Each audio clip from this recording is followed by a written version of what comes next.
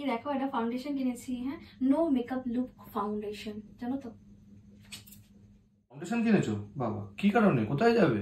আরে অরিজিতের বিয়ে তোমায় বলেছিলাম না, ভুলে দাও নাকি?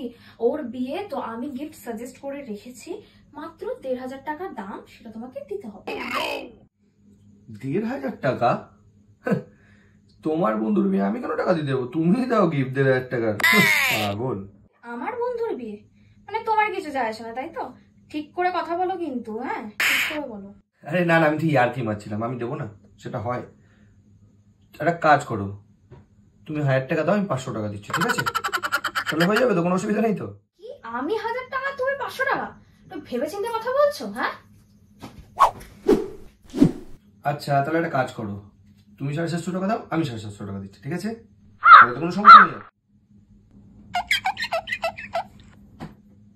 আচ্ছা, আমি ১,০০০ টাকা দিচ্ছি, তুমি ৫০০ টাকা দাও, তাহলে হবে তো?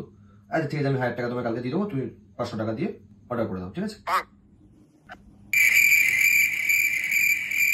আরে তুমি, আচ্ছা আমি ১২০০ টাকা দিচ্ছি, তুমি ৩০০ টাকা অন্তত দাও। ৩০০ টাকা দাও, বাকি ১২০০ টাকা আমি দিয়ে দিচ্ছি।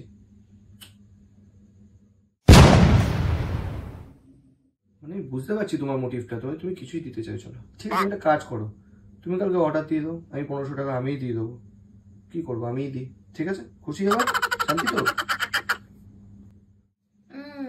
এতক্ষণ একটা সঠিক কথা বললে, আর তোমার সাহস কি করে হয়, হ্যাঁ, আমার থেকে টাকা চাও? তোমার একটু বিবেক বুদ্ধি নেই? কোন বর বউয়ের থেকে টাকা চাই? তোমার একটু লজ্জা করে না? হ্যাঁ, অসভ্য ছেলে কোথাকার একটা। টাকাটা পুরো তুমি দেবে, আমি একটা টাকা দেবো।